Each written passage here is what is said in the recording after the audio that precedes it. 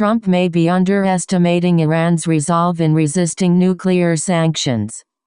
Analysis. An increasingly isolated and beleaguered American president is creating a dangerous confrontation with the hostile regime in Tehran.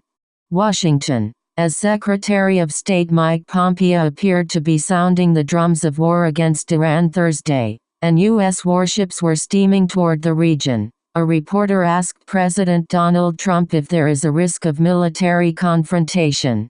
After the requisite caution that I guess you could say that always, Trump added, hopefully, that won't happen. Then, in comments that were notably pacific, Trump suggested he would welcome talks with Tehran. But they should call, and if they do, we're open to talk to them, he said. We have no secrets. It was a striking departure from the rhetoric of his Secretary of State and his National Security Advisor, both of whom have stepped up their warnings that the U.S. would retaliate against Iran for any attack on U.S. interests by Iran's proxies.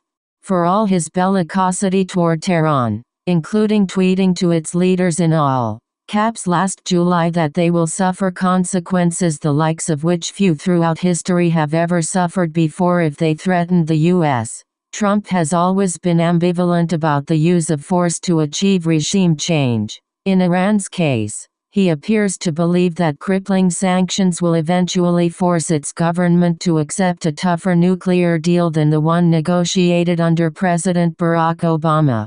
In fact, the global embargo on Iran's oil exports the administration is now imposing does threaten to strangle Iran's economy by cutting off oil purchases even by America's closest allies. Britain, France and Germany have so far failed to create a workaround to circumvent the U.S. banking system to keep buying Iran's oil. Reluctantly, they will be forced to stop dealing with Iran if they want continued access to the vastly more important American markets and the U.S. financial system that dominates world trade.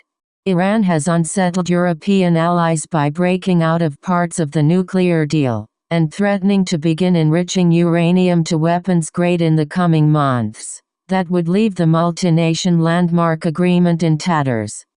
But the president's hawkish circle of advisors very well may be underestimating Iran's resolve and resilience. With the approach of the U.S. election, Tehran may decide to wait out the Trump administration. And while the president seems confident in his powers of persuasion if he were in a room with Iranian President Hassan Rouhani, how has the art of the deal worked so far with North Korea's Kim Jong-un? In addition, Iran, unlike North Korea, does not have one-man rule. Rouhani has to answer not only to the supreme leader, the Ayatollah Khamenei, but also the powerful Revolutionary Guard, recently named by the State Department as a terrorist group, the first time an official government organization was so designated. Under those conditions, negotiations between the two governments are all but impossible. And Pompeo said last week he does not believe Iran's government could ever change enough to satisfy the administration.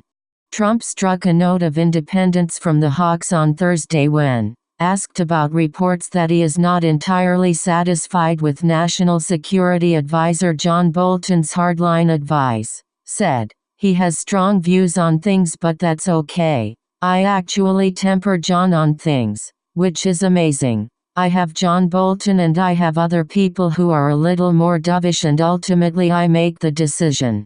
But any so-called doves in the president's national security team have long since gone, and it is not clear what other points of view may be getting through to the president.